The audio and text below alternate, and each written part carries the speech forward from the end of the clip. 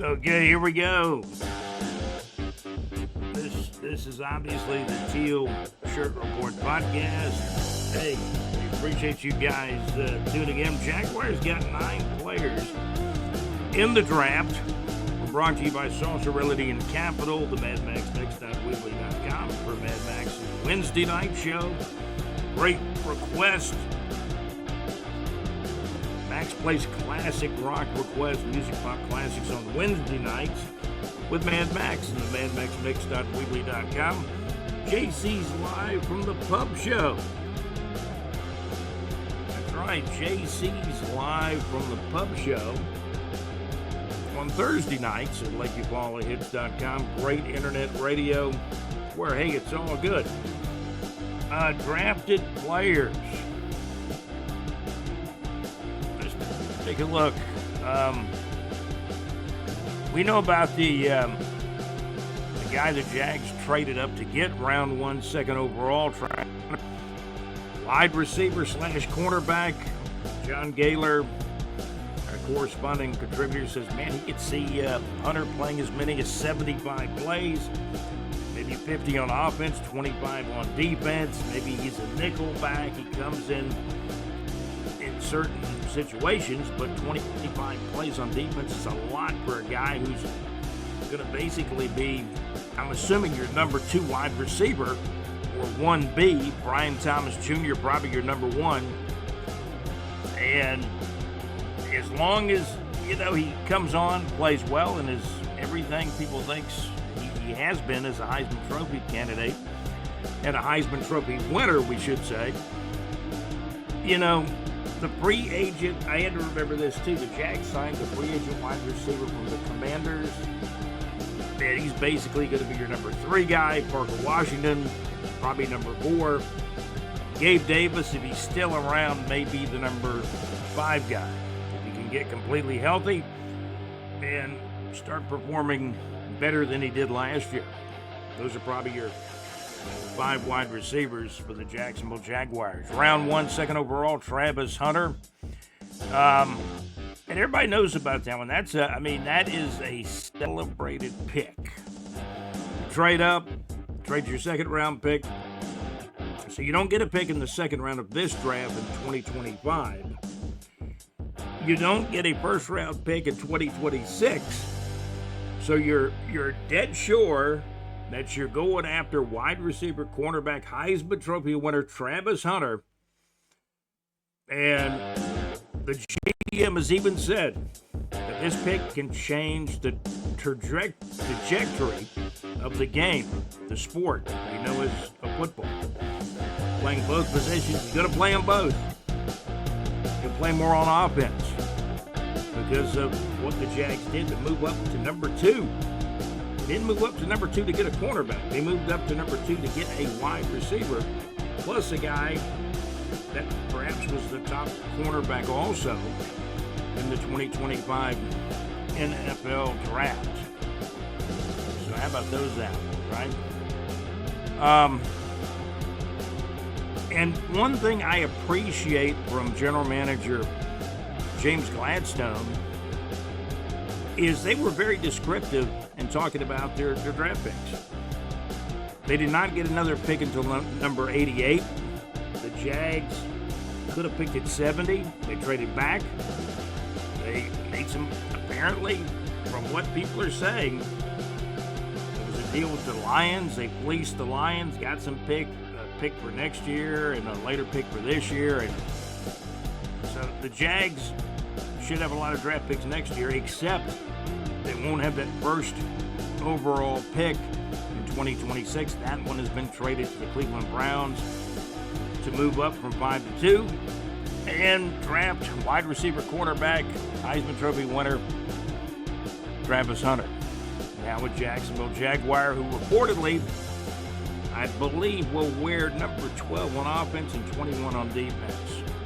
The numbers go back and forth, 21, 12, and 21. Caleb Ransaw was the next pick at 88, the second pick by the Jaguars. Caleb Ransaw, defensive back out of Tulane. I think he was listed as a cornerback, but apparently for the Jaguars, the plan is he will probably play safety. Big, hard-hitting guy, sticks his nose in there and runs a 4.3 40. The Jaguars got some fast guys. Then the Jaguars had moved back up in round 3, 89th overall selection, a guy that I think we're excited about, Wyatt Millam, offensive lineman out of West Virginia. I believe he played some guard at West Virginia early on, and then he played offensive tackle the last year or two. This was, I found out as time went on, I found out as time went on that this guy was the Big 12 offensive lineman of the year. And he's very athletic, a baseball player too. A nasty offensive lineman. The Jags maybe have been needing one of those. And from all I hear now, he's going to push the envelope, and he will probably start in 2025 somewhere. Left guard, right guard. He's going to be a guard. But this is a guy that can play tackle for you too. The only drawback with him is maybe his arms are shorter than some of your big, lean, long tackles.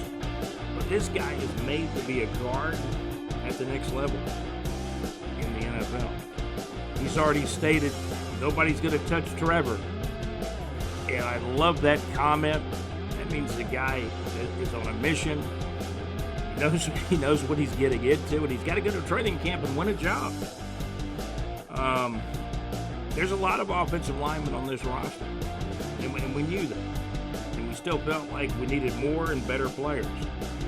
We didn't have a second-round pick. No, we did not draft an offensive lineman in the first round. But this is the guy. This is the guy the Jags got after Ransall, I should say. I'm having trouble with his name. The third rounder, Ransall. Let me get his name right. Caleb Ransall, defensive back out of Tulane. Then the Jags grab in the same round, just one pick later, they move up. The Jags really didn't make too many picks where they were originally supposed to make picks. They were trading up, trading back up. Round 3, 89th overall selection, Wyatt Millam. Offensive lineman who's projected to play offensive guard in the NFL for the Jacksonville Jaguars. Wyatt Millam, offensive lineman out of West Virginia, the Big 12 offensive lineman of the year is what I was told. Round 4, 104th pick overall, Bashal Tootin, running back out of Virginia Tech. And did I hear right? This guy may be, if not the fastest running back in the draft, he was in the top 3. This is a fast guy out of Virginia Tech. Jags have ETN. They've got Tank Bixby, and they got this guy. And there may be some other guys that get into the mix. Round 4, 107th overall selection, Jack Kaiser, the linebacker out of Notre Dame. I think he may play safety at the NFL level. I could be wrong. We'll see. Round 6, 194th overall pick, Jalen McLeod, edge, defensive player out of Auburn. Also, Rayon Lane III, safety out of Navy, round 6, the 200th overall selection. And I had heard that former Jaguars kicker, Josh Scobie, was high on this guy, and I think he got into GM's ear. And all of a sudden they drafted round 6, 200th overall, Rayon Lane the third, safety out of Navy, goes exactly at 200th in round 6. Round 7, 221st overall. I think Gladstone may have gotten some advice on this one out on the West Coast. Jonah Monheim, offensive lineman. He's played most of the offensive line positions. I believe he ended up playing center at USC last year. He's the 221st overall selection in round 7. And the Jags also in round 7, and his family went crazy when he got drafted. Round 7, 236th overall. Running back LeQuint Allen, running back out of Syracuse. Jags did not go in the draft and get a defensive tackle. That was one thing that was really acknowledged by many people. Keep in mind the Jaguars drafted the defensive tackle in the 2nd round last year. They did not have a 2nd round pick this year because they traded up to go get, as the GM James Gladstone would say, we hunted up Travis Hunter, traded up, and got him number 2 overall, wide receiver / cornerback. There has been a lot. There's been, including, I think, a cornerback that was projected to be in the 2nd round that the Jags got as an undrafted free agent. It's too lengthy to get into all the undrafted free agents, but they're out there. Those were the draft picks. So, what do you think? Leave a comment. What do you think about the Jacksonville Jaguars draft? I've seen B's. I think I've seen an A when they're grading the Jaguars draft, but I saw a lot of B's, B minuses. That's not bad. I didn't see any C's. I'm going to say this because I've been tough on General Manager James Gladstone, 34-year-old GM. I'm going to say something really positive about him. I believe he was very thorough in his first draft as general manager with the Jacksonville Jaguars. Will that evolve? And will that equate to good play on the field from these players? How many of these 9 drafted players will contribute? The hope is 4, 5, 6 or more. Got to. It's a young team. But this team is going to be judged on wins and losses. First year, second year, third year. I think this regime will, except for maybe some of the assistants, I think this regime will stay intact for the most part. I'm talking about GM James Gladstone, Tony Baselli, the executive vice president of football operations, the GM James Gladstone, the head coach Liam Cohen. I think these 3 guys, Tony Khan, Shad Khan's son. I did not, in the draft room, I really did not see Shad Khan. He kind of took a back seat in this one. He kind of let his son, Tony Khan, be more out front in this draft. Which, of course, Tony Khan's an owner, too. He's the son of the owner, Shad Khan. I thought that was interesting. The Jacksonville Icemen got knocked out of the playoffs in 4 straight games, but these were all 1-goal overtime losses. I've never heard of that in any level of hockey. We're in a playoffs, you get swept. You're beaten in overtime by 1 goal in every game. That's tough. That's a tough way to go down. The Jacksonville Icemen had a great regular season, but got knocked out of the first round of the playoffs.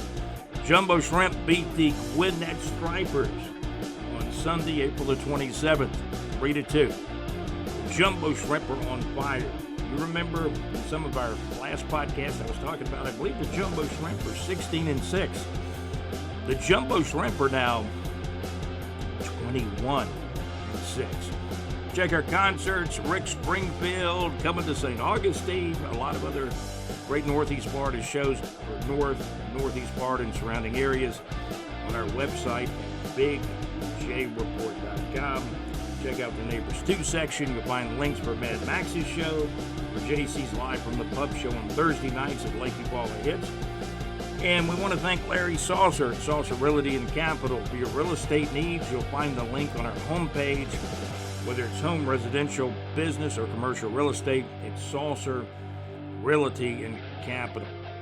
We did a draft show yesterday, which was Sunday, and it didn't really come out right. I was having some technical issues, so we're doing another one this morning on Monday morning, April the 28th. We talked about all the draft picks. I believe there's going to be 2 to 4 undrafted free agents that might even make the team, at least 1 or 2. There was a defensive back that they said should have gone second round that was undrafted that the Jaguars grabbed. Keep in mind, when we talk about defensive tackle, the guys playing up front, don't be surprised if Trayvon Walker moves inside. Eric Armstead will play more inside. The Jaguars have a defensive tackle from LSU they drafted in the second round last year. Because what we saw in the draft, the Jaguars have a lot of linebackers. Josh Allen's going to be the main edge on this team. They did add the guy that played for Miami. I can't even pronounce the guy's name, but you know what I'm talking about. They signed him to a 1-year, $5 million deal, and he's an edge. Jaguars drafted an edge. I think Trayvon Walker is going to push inside. Maybe Gladstone sees Trayvon Walker has not gotten all the potential out of Trayvon Walker. He's got 10 sacks, 10.5 sacks. I think they push him inside more. I think he gets stronger. He'll get sacks up the middle. He had a lot of trouble on the edge getting through tackles. I think they're going to move him inside. That's what I think is going to happen for Trayvon Walker. I could be dead wrong. But even our executive producer, JC, has mentioned this in the past. I've mentioned it. And we'll see what happens. Training camp is huge. Huge competition for the offensive linemen. And I am glad the Jaguars do have a lot of offensive linemen in the fray. Patrick McCary, will he be a starter at right guard? Possible. Probably. However, this Wyatt Millam, he's going to push McCary for that starting job. Millam could start on the left side at left guard. It's going to be interesting to see how this all unfolds in the training camp. By the way, for concert information, go to bigjreport.com. Neighbors 2 section. You'll find links to Mad Max's show, madmaxmix.weebly.com, and JC's live show on Thursday nights live from the pub at LakeviewBallHits.com. Great, absolutely great internet radio. Larry Saucer wished me a happy birthday the other day. Thank you, Larry. He's one of our great longtime sponsors, Saucer Realty and Capital, for your real estate needs in North Florida. There's a link for Saucer Realty and Capital on our homepage right near the weather information. Wyatt Millam, strong guy, country strong, about 6'6", 313, and the guy looks athletic. John Gaylor, our correspondent and contributor, said he thinks the Jaguars stole Wyatt, Mr. Wyatt Gillum, in the third round. Well, they needed to steal a guy because they had no second-round pick. And the guy, Tate Ratledge, we talked about it, was gone. I think somebody drafted him in the second round. And I'm going to go through all the draft picks soon, but he's gone. But you get this guy, this Wyatt Millam, offensive lineman, projected to play guard out of West Virginia, Big 12 offensive lineman of the year, big strong guy, and he's athletic. He played baseball.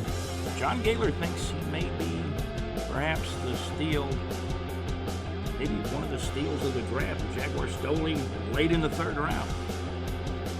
So those are the draft picks. Jumbo Shrimp are boiling hot at 21-6. Iceman sadly got knocked out of the playoffs in 4 straight games. Not just any 4 straight games. Not just any 4 straight losses. 4 straight one-goal overtime losses, knocking the Jacksonville Icemen out of the first round of the East Coast Hockey League playoffs. That's where the Jags want to be, right? I think the goal should be at least two playoff appearances in the next 4 years. And the team, they got to have more wins than losses, at least by year 2. Let me tell you, Coach Liam Cohen, General Manager James Gladstone, the Executive Vice President of Football Operations Tony Baselli, they want to win every game. The fans want to win every game. It's impossible in the NFL to win every game unless you're the 1972 perfect Miami Dolphins. And football was a little bit different. back in that era. It was a great era for football and sports in general. Early, mid-'70s and throughout the 1970s. This is a different era for sports, different era for football, even a different era for college football. So those are the draft choices. We'll see what happens. Training camp, it'll be interesting. It's kind of our look at all the Jags draft picks. We'll be running down and tabulating the undrafted free agents. So we'll come back on, most likely on the next episode, and talk about some of the undrafted free agents as well. This has been, since we kind of threw away 22B, this is episode show number 22C. I'll salute John Drew, number 22. Thought he had the sweetest shot.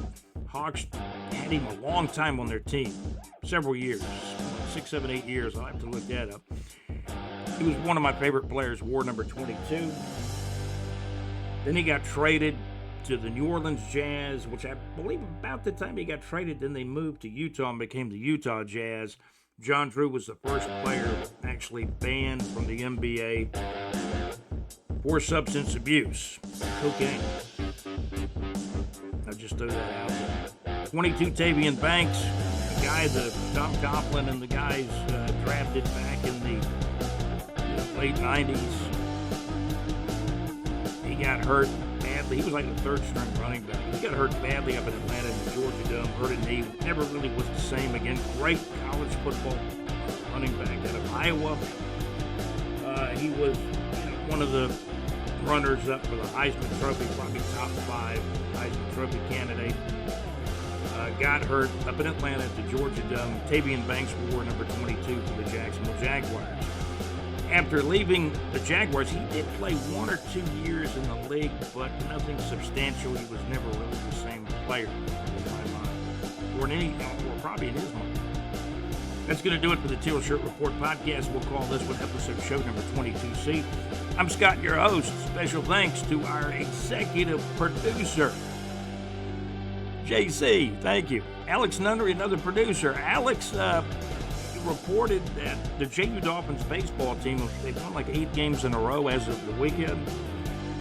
We did post JC's post on the website in the 2025 college baseball article on our website at bigjreport.com in our sports section.